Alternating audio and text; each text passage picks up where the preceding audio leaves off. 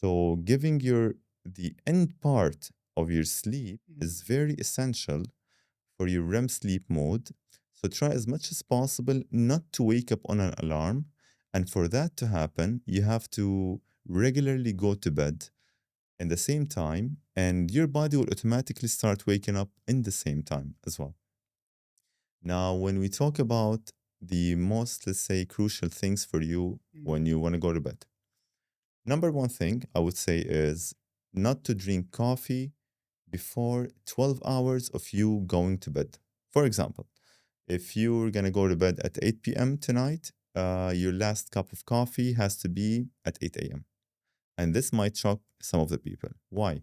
Because the half life of the coffee in the body, the caffeine, sorry, is 6 hours, meaning the caffeine needs 12 hours for it to be completely dissolved out of your body. Let's say 10 hours, 12 hours, give or take, depending upon your body and genes, let's say.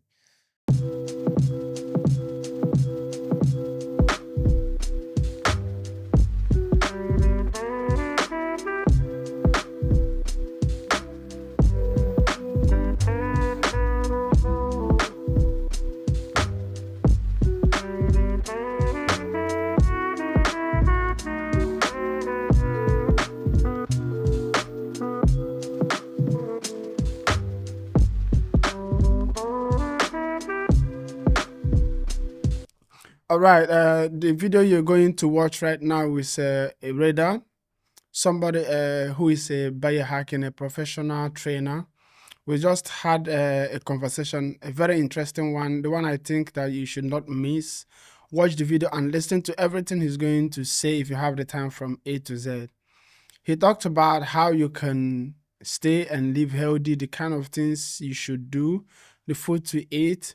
We talked broadly about healthy living and training. No matter how old you are, it doesn't matter if you are young or old, at any age, there is a way you can live and live young. There is something that is trending now, or everybody's talking about, called longevity. Longevity is how you can live healthy at your old age. Most of us right now, when we get to 65, 70, we started using walking stick. We cannot walk straight again. We start bending when we're walking, all those kind of sickness that comes at the old age.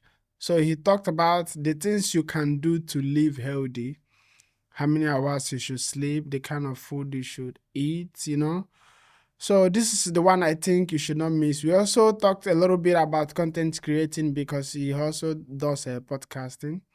So we that are struggling to grow our community online, how long he's been creating content, I also shared mine and how many videos I have online on my platform YouTube, and all our struggles, the things that we've gained creating content, and also the parts that we've struggled creating content.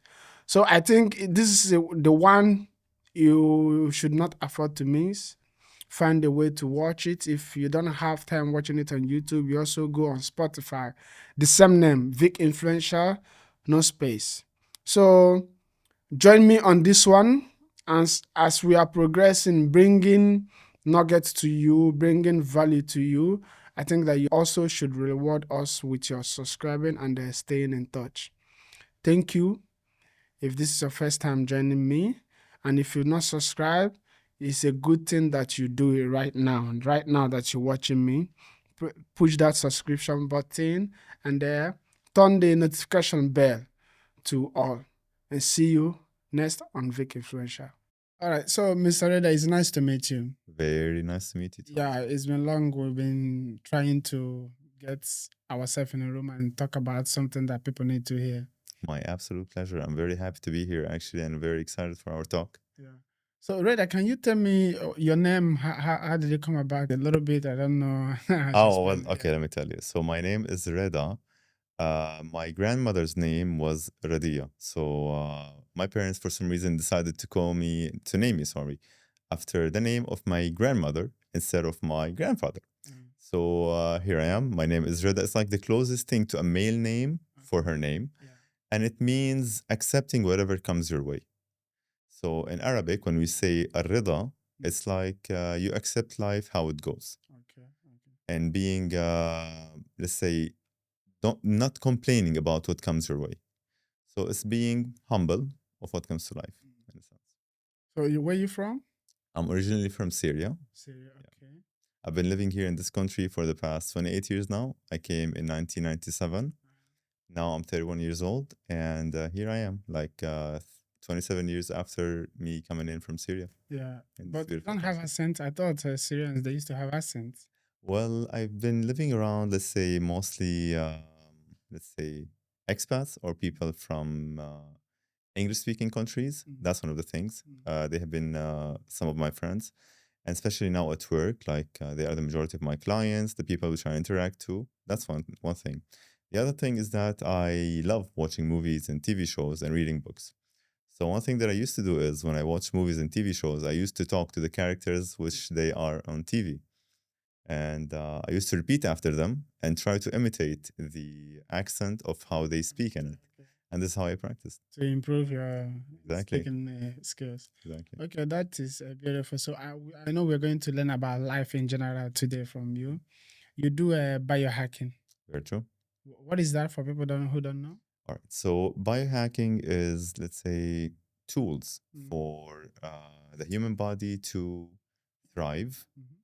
in in this, let's say, world where we can see that the human body is not thriving, where it's being downgraded bit by bit because of the environment, because of the food that we eat, because of the life habits, um, because of, let's say, the stress that we face on a daily life, lack of physical activities, uh, stress levels, lack of proper sleep, and many other issues. So that affects the way we look, the comorbidity diseases, the health issues, and so on and so forth. So biohacking is a way, let's say, a tool to push the human body to where it should be in the first place and even beyond. Mm. And also, you know how to eat, the things to eat. Mhm. Does it have any specific time? Like, if it gets to maybe 8 o'clock, you shouldn't eat this kind of stuff, or I see. yeah. Now that depends. Now, let's take an average person, someone who has no issues whatsoever. He or she don't have a metabolic functioning issues. All right. So for a normal person, he or she can eat whenever they want. However, if you eat, let's say, 3 hours close to bedtime, sorry, let's say an hour close to bedtime, you're gonna have a trouble in falling asleep and in a state of sleep that is called the REM sleep. So let's say you sleep at 8 p.m. and you had your last meal at 7 p.m. Usually you would have like a not very good of a night of a sleep because your body is gonna be busy digesting food and not getting into the REM sleep mode, which is a very crucial state of sleep that will repair our bodies and induce hormones, which will clean all the residuals in the nerves and the cells that we have been accumulating throughout the day. So, my suggestion is try to eat the majority of your calories, the majority of your food early on the day. You know how they used to say, like, eat like a king back then? So, like, try to eat the majority of your calories early in the day. That's one of the things. Number two, they did a couple of studies where they got two groups of people and they let them eat a banana. A group have been eating it early in the morning, and another group have been eating also the same banana late at night. They have noticed that the group which are eating it early in the morning, they have induced less insulin to transmit the sugars to the cells Mm. compared to those who ate it at night. And they concluded that close to bedtime, when the sun goes down, your organs, they have a circadian hour where they want to just rest, repair, and start getting to repair itself. So they need to relax as well. So that's why at night the body is busy repairing. It's not very, let's say, the environment of the body is not very ready for digesting. So ideally, in a perfect world, I would suggest if people can eat the majority of their food early in the day, before the sun sets, but I know that we are living in a society, families, friends, it's not always doable. Yeah. But let's say as much as possible would be ideal.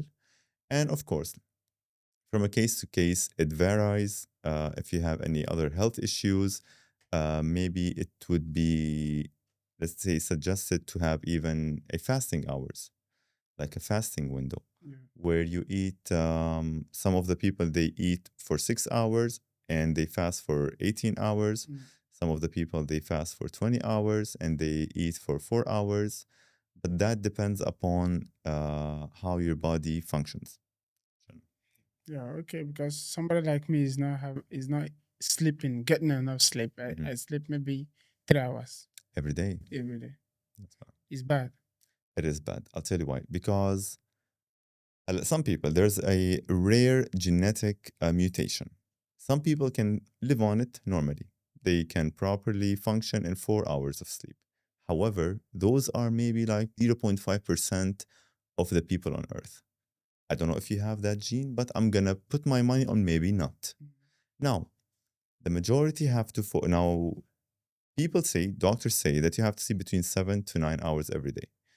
It varies from the question that you have to ask yourself when you are waking up in the morning. Are you feeling fresh or are you feeling the need that you still want to sleep? That's one. Two, how are your energy levels in the day? Do you feel dizzy? Do you have these energy crashes or not? Or are you able to continue your day fresh, focused, not having these brain fogs? So, if the answer is yes, I'm feeling fresh, then you're sleeping well. If the answer is no, I still feel tired, I feel that I want to sleep some more when my alarm wakes me up in the morning, then no, you should sleep a little bit more. But again, sleeping more hours is not always the case because you have to focus on the quality of the sleep more than the number of hours. That's one. Number two, the consistency of when you go to bed Mm. and when you wake up is, let's say, one of the most crucial parts of sleeping, of, let's say, the tools for sleeping. So let's say you go to bed every day at 8 Mhm. and you wake up, let's say, at 4, for example. That's your 8 hours. This should be like where you go to bed every day, plus or minus 30 minutes to an hour max, but try not to go out of that range as much as possible. You will notice that your body will start getting adapted to a certain time and you wouldn't even need an alarm to wake you up in the morning. Try as much as possible to sleep and not to wake up on the alarm. Why? Because the body is gonna tell you when it's ready to wake up. It's gonna tell you that, hey, I'm ready. I cleaned all the residuals. The hormones have been regulated, and now you're ready to go. However, if you woke up suddenly, I don't know if you like notice, or maybe some of the people, or also the audience notice that, like sometimes when you wake up on an alarm, you wake up as if something have happened, like there's a train crash or something. Like you feel out of focus. But when you wake up without an alarm, you're like, okay, I'm ready, I'm fresh, and let's start the day. Usually, you would feel more fresh because by the last, let's say, 60 minutes of you waking up you have a huge gap of REM sleep, more than one wave of REM sleep, where it's like one of the most important, let's say, sections of your sleep. So giving your the end part of your sleep Mm. is very essential for your REM sleep mode.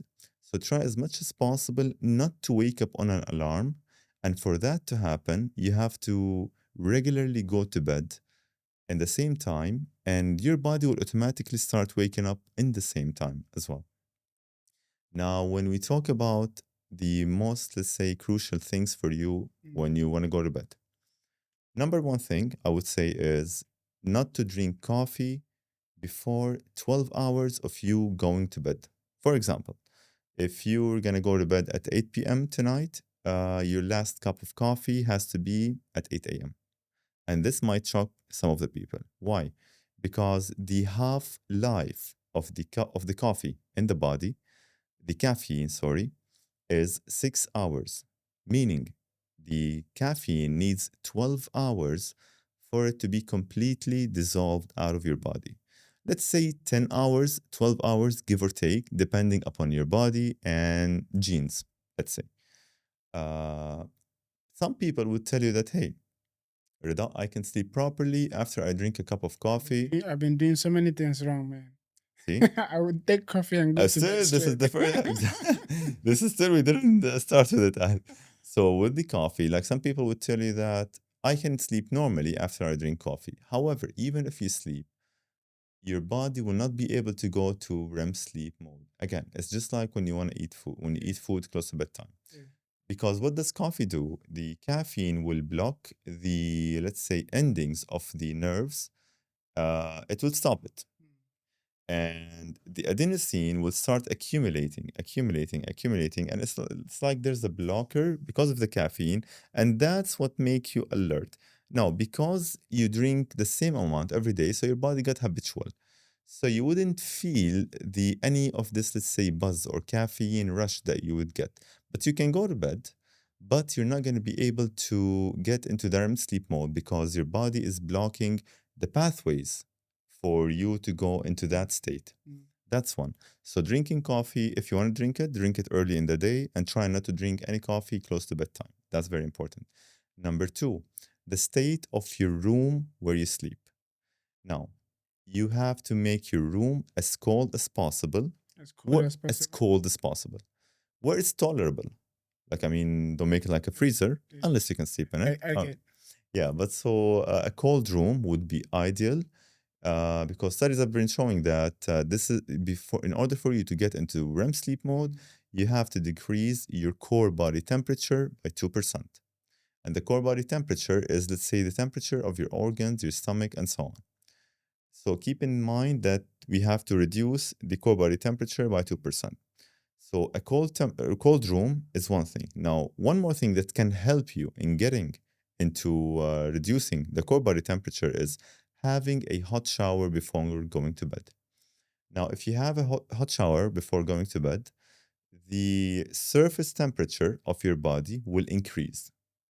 And for it to increase, the blood has to come from your organs, from your stomach, go up to the surface for it to increase the temperature because of the hot water that you have had.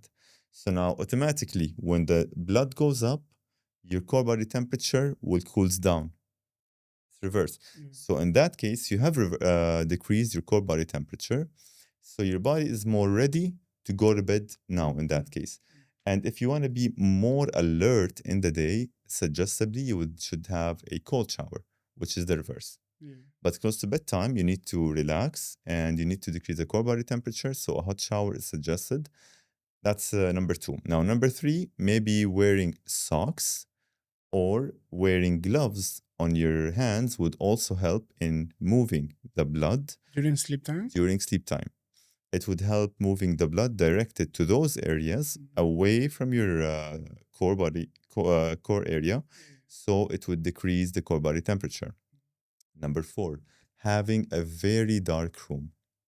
That's very important. So sleeping in a very dark room where there is zero light is important. Why is that? Because they have shown that even if you are closing your eyes, let's say now my eyes are closed, there are some lights in the I room. feel it, yeah. You would still feel it, and not only that, but your body will not induce melatonin. Sorry, melanin. Melatonin. No, melatonin, which is the hormone that tells your body now you need to cool down, and now it's time to let the other repairing hormones to come up. So even if you are closing your eyes and there's a slight light in the room, you would still not be able to go to REM sleep mode. So I would suggest for that, maybe having an eye mask would help you in fighting off that issue of the light in the room. Yeah. And maybe also I would suggest having earplugs to, let's say, stop any of the noise, to wake you up at night. Try as much as possible to eliminate all the noise via either putting the eye mask, earplugs, if you can tolerate them while you sleep. Because I understand that some people might not be able to, because some of them, they might not feel comfortable sleeping with them. And That's okay. But try as much as possible to control the room Yeah. where you sleep to the utmost capacity. It might not be perfect every night, which is very understandable. But let's say that's the perfection and what we should be aiming for. Maybe if we achieve 80%, it would be good. It doesn't have to be 100%, but 80%, if we achieve it, then we are going to be better sleepers. We're going to have more energy in the day. We're going to have less diseases as we grow, as we age. Yeah. Alzheimer, less heart problems, less chances of having cancer. So you can consider sleeping as the superpower for humans. I usually tell my clients that if you're not sleeping well, don't even talk to me about food and training because the top of the pyramid has to be sleep. When we make your sleeping perfect or close to perfect, only then food and training will come after. Mm. Because if you're training properly, if you're eating properly, there's a very big chance that you will not find any results, or let's say not the perfect results, if you're not sleeping properly. So sleeping has to be the top of the pillar, and then after that comes food and training. So for somebody like me, you will not sign me up. Well, I didn't say anything, but I gave you the tools. So yeah, All right, that is because living in UAE for a very long time. How do you think they are taking biohacking or longevity? How do you think people in this part of the world are taking workouts? How serious are they taking it? sure. Now I noticed that there has been a big surge of improvement in that area, especially after COVID.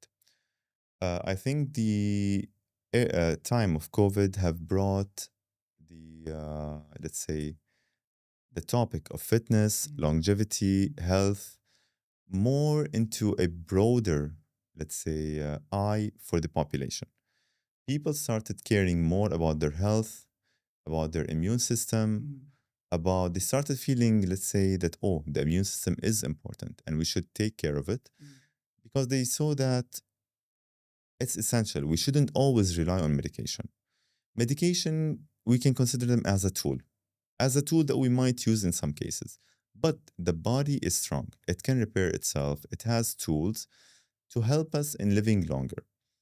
Now, I've noticed that the time before COVID, for example, me working in a gym with clients and so on, the time before COVID and the time after COVID, it had a big boom in that, let's say, area of the market, let's say, of the longevity market or the health and fitness and wellness. So I think this is one of the positive things that came out of COVID, let's say, other than the issues that people have faced and so on, and the stress levels that they have faced because of the disease. Um, but I think it's going in a better and better way because nowadays, wherever you look, people are starting to care more about their health. They are looking for the best foods that they can eat. They are looking for how each food will affect their bodies. They are trying to focus more on precision nutrition, which is the kind of food that you should eat for your body. Because, for example, if I gave you a diet, it might work for you, Yeah. it might not work for me. So your body will react differently to a certain type of food than my body. Why is that? Because in our bodies, in our stomach, we have microbiota. We have living organisms. So you have different microbiota than the one that I have. So you would be able to tolerate certain foods, which I might not be able to tolerate. So we cannot say that everyone has to follow the same path, Mm. everyone has to eat the same food, everyone has to use the same tools for biohacking and longevity. You have to take them on a case to case basis upon how you live, how you react, and your feedback is going to be very important. For example, for the profession that you're working with, to be able to evaluate and see how can we, let's say, tailor that plan to you to be better in a sense. So even old people, maybe people up to 70, 80, they can do this. Definitely. Yeah. Now, recent studies have been showing that. Now, let me tell you, back then, people used to think that as you grow old, there's no more time for you to grow muscle and you can't get stronger and so on. However, they got two group of people, 50 plus people years old, and they got 20 plus years old people. Let's say around the 20 to 25 years old. They got them onto the same program of strength and training and diet, both of them, both of the groups. The elderly have gained 83% more muscle mass and strength than the point where they started, and the younger generation have gained 86%, meaning you would still be able to gain muscle and strength if you are old. The time is not over. So you can start training at whatever age that you are on. Start using the tools that you can improve your body from better food, better sleeping habits, and better training habits. So the age does not play a role when it comes to this. Um, yeah, as I said, like people used to think that only, let's say, the younger generation can go for it, but most of the recent studies are showing that even elder people can still start, and they can fight off a very important phenomena which is called sarcopenia. Now, sarcopenia is a state of the body where it starts degrading and the muscles start degrading as we age. It starts by the age of 30, growing older. So it's a natural state of the body. However, resistance training will fight it off. It will not stop it because it's naturally occurring in the body. It will not stop it. However, it will fight it off. So let's say if sarcopenia is going, let's say in 10 kilometers per hour, resistance training will try to stop it. Let's say 9 kilometers per hour. So it's like sarcopenia now is still happening, but on a less rate, slower rate. As we know, muscles nowadays, we know that muscles have to be the top pillar of your training regimen. Like muscles are the protection layer for the human body. So, whatever program you want to train on, young, elderly, teenager, whatever age you are on, women, men, everyone, they should prioritize building muscle. So if you like swimming, if you like whatever kind of a sport, go for that. However, building muscle, resistance training has to be in your training program because building muscle has to be the top pillar of you as we age, especially as we age. I'll tell you one more thing. The 50 plus years old people, one of the most common, let's say, injuries for them is hip fracture. So if you fall after the age of 50 and you broke your hips, let's say, your body will need a lot of time to be able to repair that damage if it was able to. And they have shown that if you broke your hips after the age of 50, the chances of you dying from a sedentary lifestyle resulting from that hip fracture increases by 50%. So the chances of you dying after the age of 50, if you broke your hip, is very high. Now, what can we do for that? Resistance training, and especially training your lower part of the body, which is, let's say, your legs, your core, your hips, is essential because you need to be able to protect yourself before you fall. So let's say you are walking, let's say I'm a young man with an elder person, both of us are walking. I have stronger legs than him. We both tripped around the same place and I was about to fall. I was able to catch myself. He couldn't because he have weak muscles. So he fell. He broke his hips. Now the chances of him, let's say, having a huge sedentary lifestyle, and because of the sedentary lifestyle, he's gonna go, let's say, closer to dying, and I'm sorry to say that, is higher. So training, building muscles at any age is essential. Yeah. So if I go home and tell my mom that she need to start training, True. maybe she need to sleep properly, Ideally. sleep, yeah, or eat as she's supposed to eat, and take a walk sometime. Very true. That's the only thing she can do, right? Very true. Now, what I would suggest is let's start with baby steps. Because you can't come to a person, let's say, who he or she have not trained in their life and throw all of these changes to them. You're gonna have to take them step by step. So let's take the example of your mother. Yeah. She have never trained in her life, for example. She's maybe now older and so on, and you needed to suggest, mom, you need to start training. It's better for your health. And what's the kind of physical activities that you like? Yeah. She might tell you, I like walking. You'll be good. All right, let's start with walking.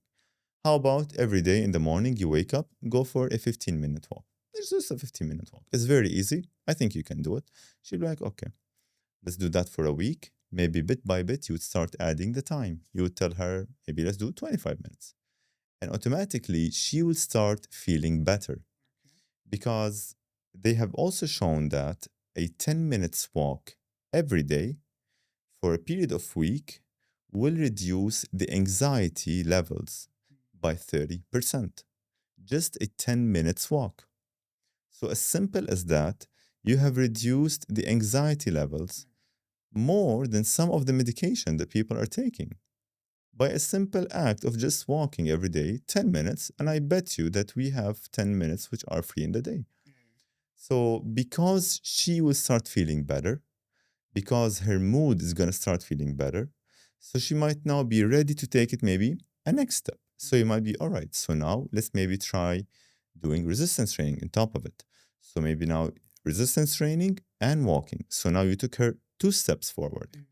Bit by bit, maybe she will tell you, all right, I feel very good. What can I do to eat better? You would start suggesting that. So you would need to take the person in a baby step. Don't make like a huge change on their life because they might repel from it because they have been accustomed to a way of living for a very long time. And this is something that I face even with our culture, with my friends and family. They have been accustomed to a way of living for a very long time. And it's sometimes hard to get out of that way of living from the environment that you grew up in and saw everybody living in it to start a new way. Your mind will repel from it and it will feel nervous. They're like, no, I don't want to do that. So start small with a very simple thing, and bit by bit, you will see that the person start changing. So you would have to suggest to her training, better food, which is better. By better food, I mean natural food, a minimally processed food. Let's say fruits, vegetables, meat, egg, butter, dairy, which are all natural and are not processed, let's say, as much as possible, and a good sleeping habits. So this is my suggestion would be for your mom to start living a better life and a longer life where hopefully she might not need to rely on medication later on. As we see nowadays, the level of diabetes are high, the levels of hypertension are high. People are relying on medication So to much. survive. So much. They are relying on medication to survive. This was not the case back then. Like early in the 1900s, back then people didn't even used to hear about Yeah. these diseases. Like my dad, he takes medicine so much Yeah. to the point that he will take medicine and tell you that this medicine did not work. Yeah, See? that he needs to add more. That same time, maybe after 20, 30 minutes of taking bunch of medicine that he took, Yeah. that he told you that I need more. This is not working. So almost every night, if he's feeling pain, headache, anything, he's taking medicine. And I don't like it. I don't like it at all. So because of that and the how should I say how I feel about medicine, I don't take it. Since I come to you, I have not taken any medicine. I Yeah. have not that is about going to 4 years now. And this is before even before I come here. I don't take if I have headache, I'll go and drink water. Yeah. If I'm not doing anything, I will just relax, press phone, sleep if there is sleep, or just like you said, if I go home and I need to sleep now, maybe I need to sleep now, wake up in the next 2, 3 hours. The only thing I'm going to do to make sure in the next 5 minutes I'm sleeping is putting AirPod in my ear. Mm. I'll just put some music, lie down before Relax. 5 minutes, gone. So I'll wake up and start looking for my AirPod. Yeah. That is it. So and during this thing, you've been creating content, try to build your brand, right? Very true. How have you found that journey? So in the last year, because of the gap that I've noticed in the society and the lack of knowledge, let's say, or the lack of tools of how to live a better life, I decided that let me give something back to the society because it's what I've been doing for a while. Mm. And I think that we live in a society and a culture where people have something to say, where people have the knowledge, but maybe they don't have the portal to share that with everyone else. So I started the podcast that I have. It's called the Psyche and Human Body Podcast.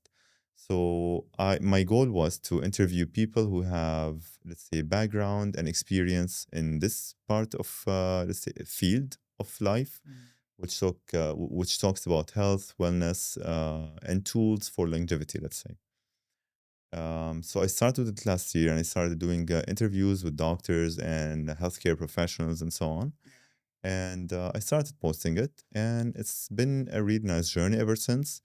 I got to learn a lot myself from these doctors, and I hope that others have learned something out of it. Maybe they learned something that would help them, help their friends, and that would mean like the world, because this is how we grow as a society. This is how we grow as a community.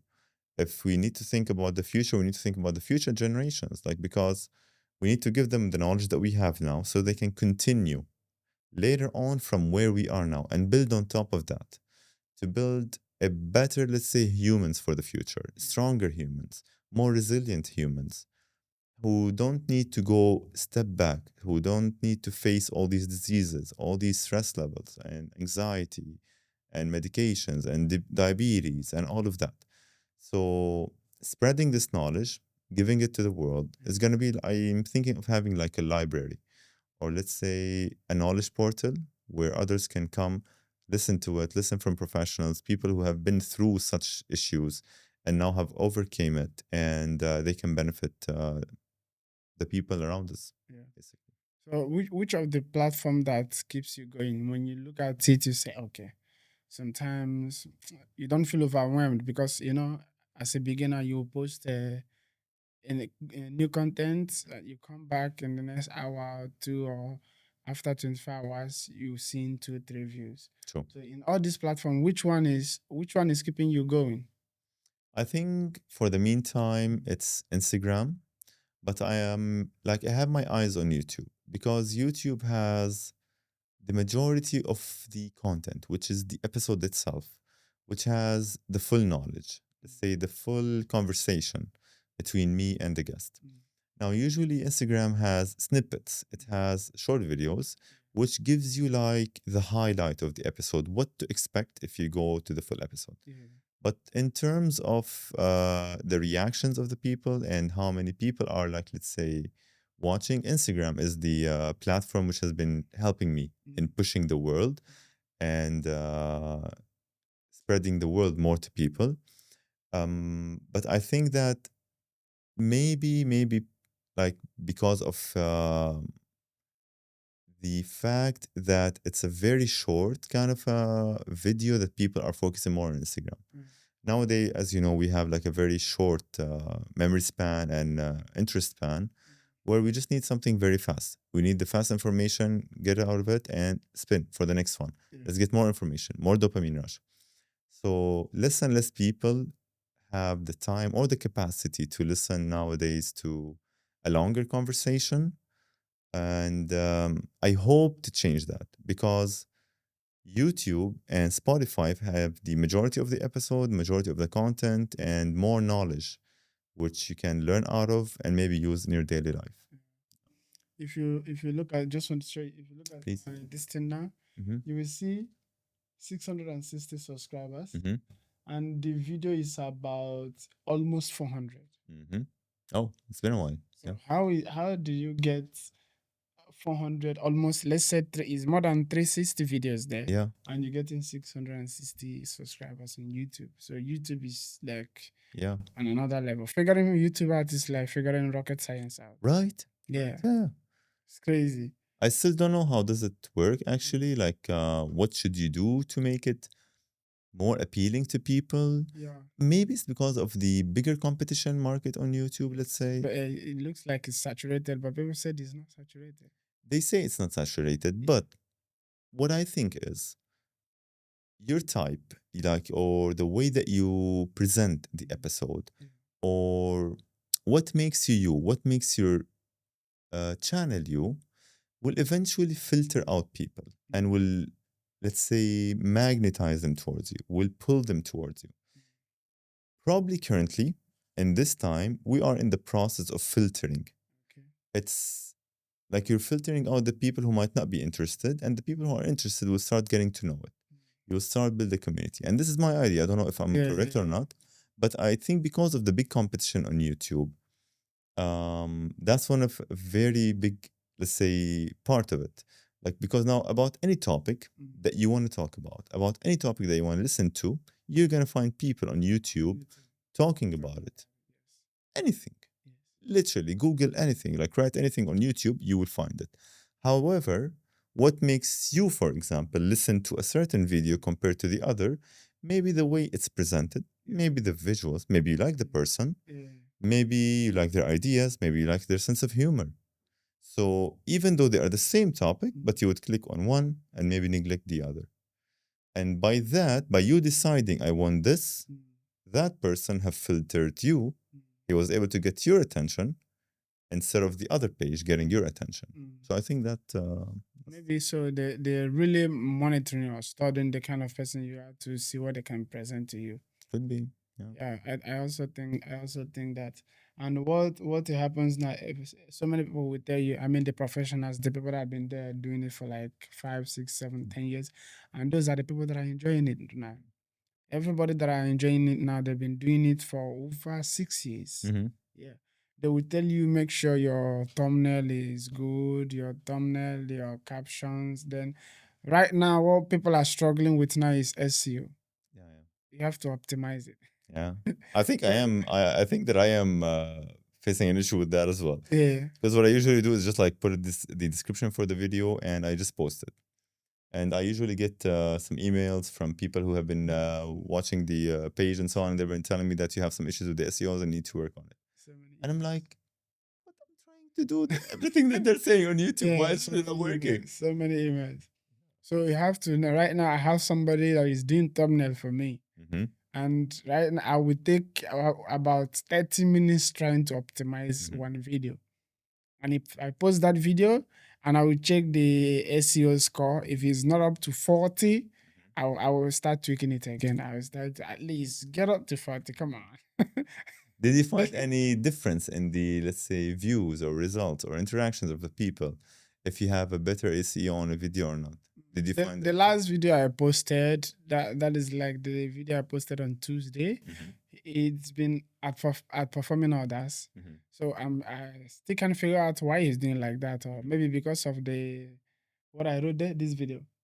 Maybe it's because of what I wrote there or the thumbnail. This is the one I posted here. So I'm trying to still figure out why is it performing others. I can't figure it out. Maybe I will take my time to see the people that are watching it. Mm. What there is this thing I do before. If I talk about controversial stuff so much, and this video also has a little bit of it, Could so be one of the people, things. yeah, it does so well. Mhm.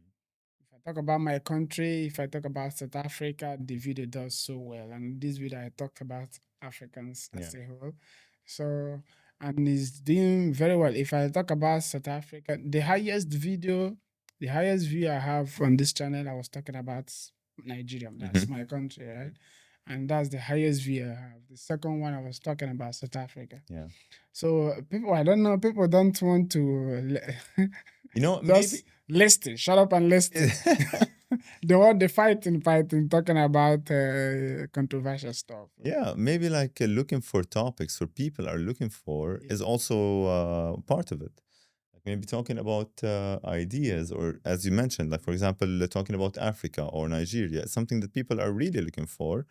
And maybe they came and they Googled it and they saw your video and they were like, oh, okay, this person is talking about, let's hear what he has to say. So probably talking about trendy topics, trendy ideas could also play a role in Trendy having it more idea exposed. does not last. Like they'll just see it now. It's not gonna be. There is something you. Yeah, next 5, 6, 7 years, the video is still out there. Mhm. Even if it's getting like 50 views every day, but there are video that if you do them, they don't die. Six, True. 7, 10, 20 years, people will still need that video. Yeah. Yeah. But those kind of video takes time to have audience. It takes time to build community because people will listen to you purposely or knowingly. They will just be okay. Okay, he's making sense. Okay, yeah, I learned something from him. Okay, let me subscribe or let me even check what he's been saying Yeah. since something. But it takes time for something like that to happen. True.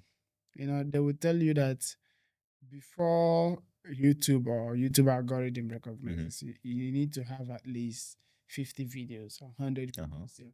So before you talk about if you're getting views, you need to have at least 30, 50 Content. videos. Yes. So if I showed them 300 videos, I don't know what Maybe consistency is also key. Like, I've been consistent. yeah. So I think, like, from what I've been hearing from other podcasters and people who are in this field, they always talk about consistency, like trying as much as possible to post regularly at the same time, and knowing when your audience are interested, like what are they interested in listening to, the timings which they, for example, log into, and trying to maybe tailor your page towards a certain niche of people, will bit by bit maybe direct those people to you or funnel them to you as well. So consistency, I think, is also a big role in this. Maybe, what do you think? Yeah, I have been like when I made up my mind that I'm going to be very consistent. That was last 2 years, November last 2 years. So since November last 2 years, I started creating content and posting twice in a week, twice in a week.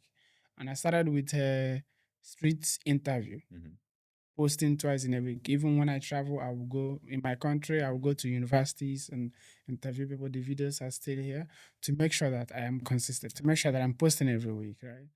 So I came back. When I came back, I decided that I'm gonna do podcasts. I started researching, started watching some particular people on YouTube. PBD, I don't know if you know PBD. No, right. Candy Owens, Joe Rogan. I started watching so many podcasts every day. I consume like 5, 6 hours. Yeah, of course, yeah, I know him. I know him. I know him. The finance guy who used to, yeah, he's a very well spoken person. Yeah.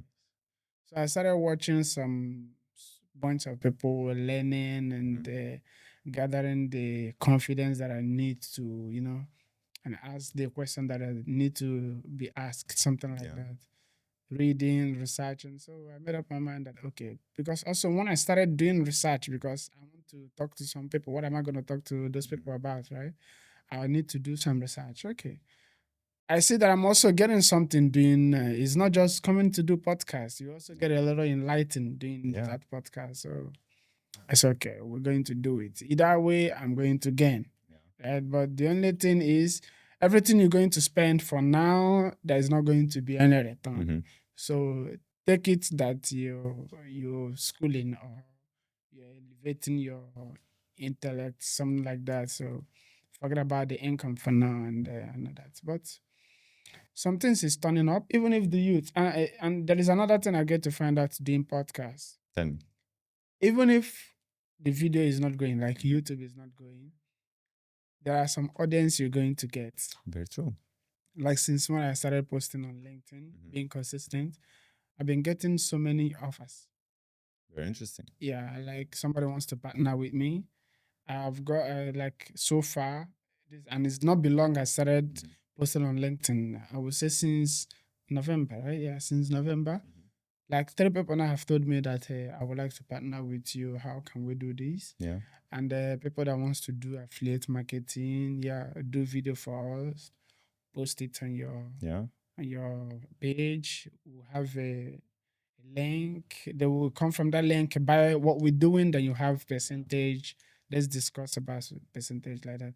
So it's been going, and I said, okay, it's not even really about the views, right? So it's just either way, just be doing something. Let people see that you're serious. It's about exposure, like getting the word out, as they say, maybe. Yeah.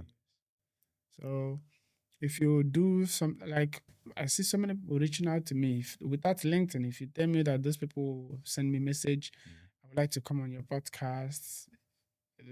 I would say it's like, right? But it looks like on LinkedIn, posting on LinkedIn, interacting with people, having people send me messages, send other people the kind of level of interaction we're getting. It's okay. It means the podcast I'm doing has value, but the audience is not there yet. I think, yeah. So because LinkedIn, if you post something on LinkedIn, you have to give a reasonable caption. I see. Yeah, because people on LinkedIn, they always want to read. Yeah. Yeah, should I say professional? Very true. So you have to write something reasonable. Then they'll watch the video. If it makes sense, they keep coming, and people are keep coming. Okay, it means that what I'm doing, the podcast that I'm doing, actually has value. Yeah. So maybe people, there will be a time for it. Yeah, because there's a value, and because they're watching and they're like, oh, okay, maybe there's something interesting, and they will come back to see some more. It's like an indication. I think maybe LinkedIn has like a different kind of audience up Yeah. there, different than the other social platforms. So maybe tailoring the content for every kind of a platform would be ideal. So maybe tailoring the content for Instagram has to be different than LinkedIn, different than YouTube, different than Spotify, and so on and so forth. So yeah, I agree with you on the topic of if it's having a value, and if people are coming back more for it, then it has a value. Yeah. Is the audience, and I don't know how they beat YouTube anyway, but it looks like it's also more rewarding in financial level. If you break through I in, think so. yeah, if you break through in YouTube, business wise, anything you're selling is going to be bought worldwide, and now that the exposure is going to get the. If you tell somebody that you're creating content, the first thing they're going to ask is how many subscribers you have on YouTube. They go straight on YouTube. Yeah. So if you tell the person you have 50,000 or 100,000, something like that, okay, you can get endorsement, or you can get deal, yeah, say something like that. So experience is good. Yeah, I've been learning so much, and also know the things I need to do, the kind of posts I need to do right now on LinkedIn to get so many professionals' Yeah. attention. You see? Are you enjoying it? Yeah. Do you like the process? Yeah. Yeah. Yeah. Because I think this has to be essential in anything that we do. Like enjoying what we do has to be like a key part in consistency. It has to be a key part of keeping this. Because if we don't enjoy what we're doing, then eventually we're going to repel from it. We're going to be like, but I don't really like it. So why am I doing it? So I think like liking what we do, finding something that we really enjoy is very important for everyone out there. And because maybe you like it now, you're going to try to do your best to grow it. You're going to try to do your best to learn more about it. You're going to have to, let's say, try to improve it and so on and so forth. So maybe if you don't like it, you'll be like, but I don't care. So why do I need to improve on it? So I think liking something, like loving it passionately, is very important. So, yeah. Yeah, and if you also ask me, because I've tried doing so many contents, if you ask me, I would say podcast we force you to get enlightened. If you want to grow doing podcasts, it's going to force you, and it will force you to know business, to know finance, to know how to present yourself in front of professionals. It will force you to do so many things. If you're not streaming, I mean podcast, doing podcast. Okay, see this guy. I don't know if you know who's Alex Friedman.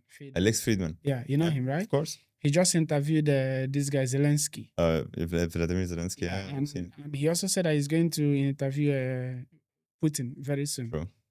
And see what happened during the American election.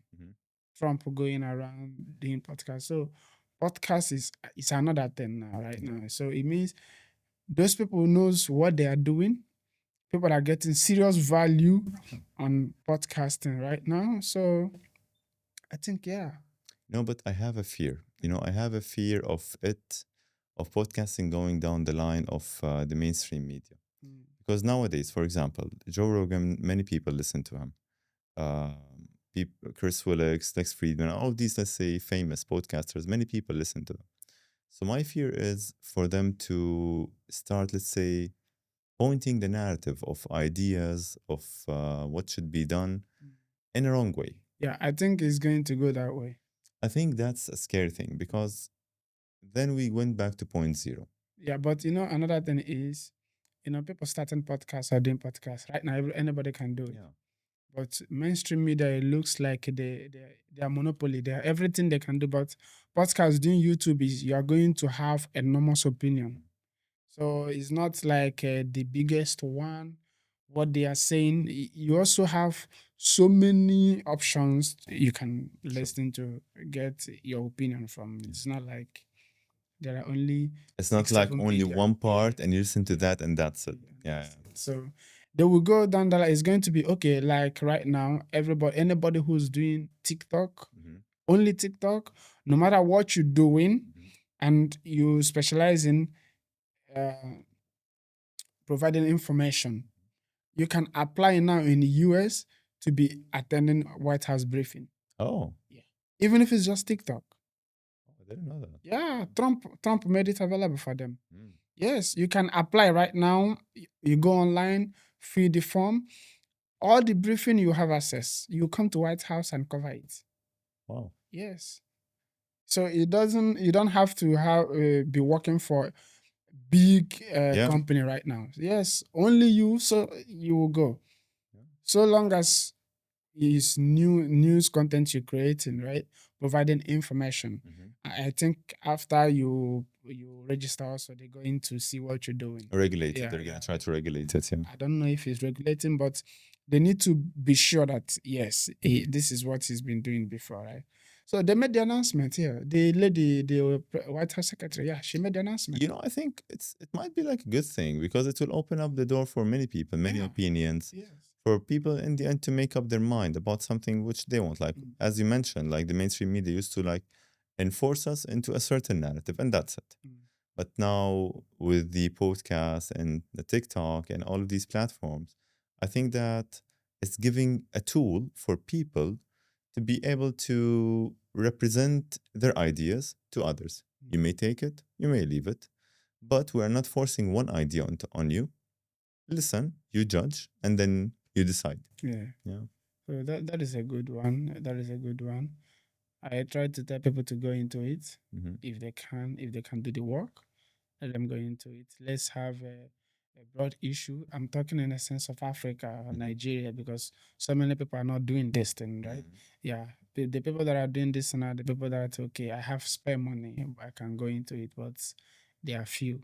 Yeah. Yeah, because most people are business people. So people that have passion, don't want. They are few. Yeah. I also like my country to have so many people speaking to this Speaking issue, up, yeah, yeah. educating the masses also. So that is. So is there anything you want to tell us? Like my message would be for everyone out there is to do your best to think about the future. Like do your best to think about how can you live a better future. It doesn't have to be a very huge change in your life, but just try to simplify it as much as possible. If you can't run, walk. If you can't walk, crawl, as they say. Start somewhere. Starting could be hard. Start could be hard. Starting something could be hard, but you will. I can guarantee that you'll start feeling better, and because you start feeling better, you'll start looking for solutions yourself. So try to sleep well, eat well, train well. Try to go out more. Try not to stay in rooms like as we are doing right now most of the day. Go out, expose yourself to the sun, to the water, to nature, and you will start feeling better. And let that the first line of defense before relying on medications and let's say drastic measurements when it comes to your health. Start by simple stuff. Live as our ancestors used to live, and I wish everyone the best. Actually, Yeah, that is a good one. All right, thank you very much. Reda. My absolute pleasure. So Vic Influential. My absolute pleasure. Yes. So It's been really I nice. hope we will meet again as soonest. Definitely. Yeah, because I think it will also help us grow. Yes. Yeah, creating content together. Yeah. I also try to see if I can get another content creator or somebody who's doing podcast, Mhm. so we can see how we can grow together. No problem. I'm more than happy to do that. Like, I would love to help the community that we are in to be better because I believe that we're going to be a happier community, a healthier one, a stronger one. So I'm more than happy. Yeah. So if this is your first time coming across Vic Influential, I will ask you to subscribe, comment, like it, and share it. We are trying to grow our community. You see, just like I said some minutes ago, we've had or I have a lot of videos on the platform, but the community is not growing.